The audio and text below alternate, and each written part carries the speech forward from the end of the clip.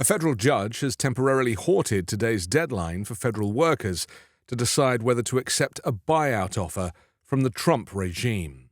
The offer, originally set to expire on February 6 at 11:59 p.m. Eastern, was issued via email last week by the Office of Personnel Management. Senior District Judge George O'Toole extended the deadline until at least Monday, allowing time for legal briefs to be filed before a scheduled hearing. Reports indicate that over 40,000 federal employees have already opted to accept the deferred resignation offer. The administration's proposal extends to nearly all of the approximately 2 million full-time civilian federal employees, offering 8 months of severance pay and benefits should they choose to resign.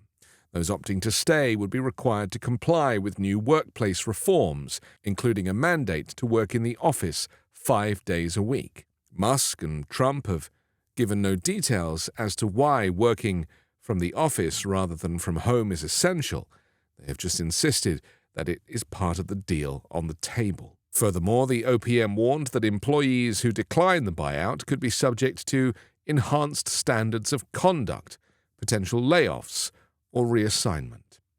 On Tuesday, federal employee unions filed a lawsuit to challenge the administration's buyout plan. The resignation package was reportedly available to all full-time federal employees except for military personnel, U.S. Postal Service workers, those involved in immigration enforcement and national security, and other positions explicitly excluded by their agencies.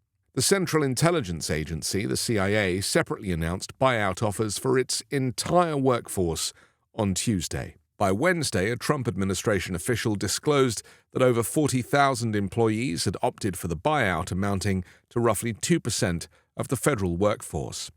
Additionally, a White House source informed the Wall Street Journal that the administration expects a significant rise in participation before the new deadline. Federal employee unions, including the American Federation of Government Employees and the National Federation of Federal Employees, have urged members to reject the offer, citing concerns about its legality and the administration's ability to uphold its commitments.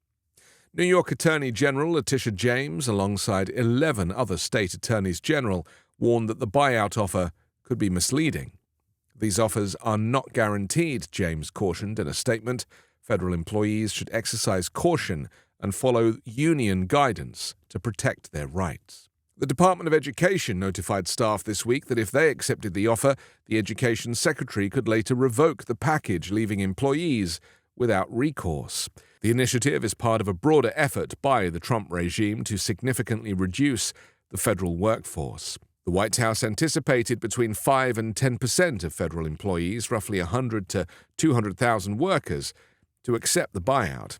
Analysis by the non-profit Partnership for Public Service indicates the federal workforce experienced an average annual attrition rate of 6%, approximately 120,000 employees, suggesting that many of those accepting the offer may had already planned to leave. Meanwhile, senior Democrats have called for an investigation into potential national security risks linked to Elon Musk's involvement in federal agencies via his so-called Department of Government Efficiency, which is not an official government department. In a letter published today, members of the House Oversight Committee expressed concerns that Elon Musk and his associates may have illegally accessed classified information and sensitive personal data at multiple agencies, including the OPM, the U.S. Treasury, and the U.S. Agency for International Development.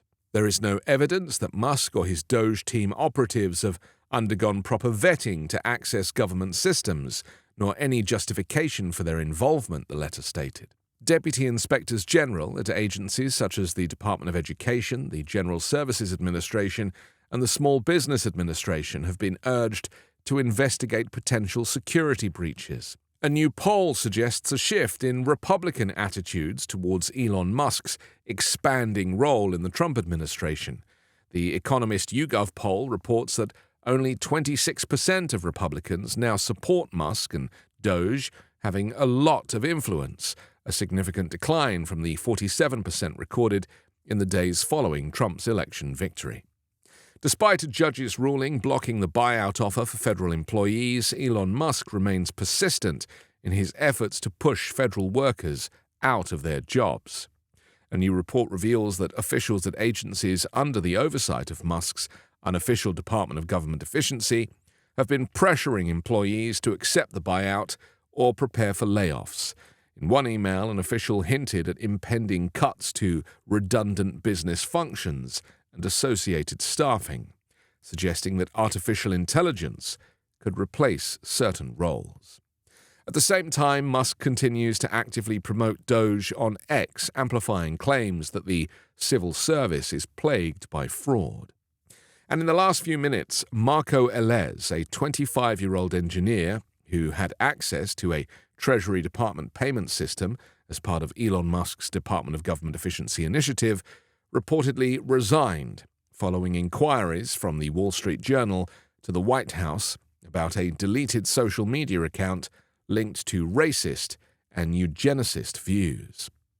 According to the article, a now deleted account previously using the handle Marco Elez had recently posted support for repealing the Civil Rights Act and endorsing a eugenic immigration policy just before Trump's return to office, which granted Musk broad authority over federal agencies. "I would never marry outside my ethnicity," the account posted on X in September, according to archived posts reviewed by the Wall Street Journal. That same month, the account also wrote "normalize Indian hate" in response to a discussion about the prevalence of Indian professionals in Silicon Valley. In July, the account posted, "Just for the record, I was racist before it was cool." Sources said this week that Elez was granted not only read but also write access to two of the most sensitive financial systems in the U.S. government, the Payment Automation Manager and the Secure Payment System at the Bureau of the Fiscal Service. These systems, housed on a secure mainframe, control government payments amounting to more than a fifth of the U.S. economy.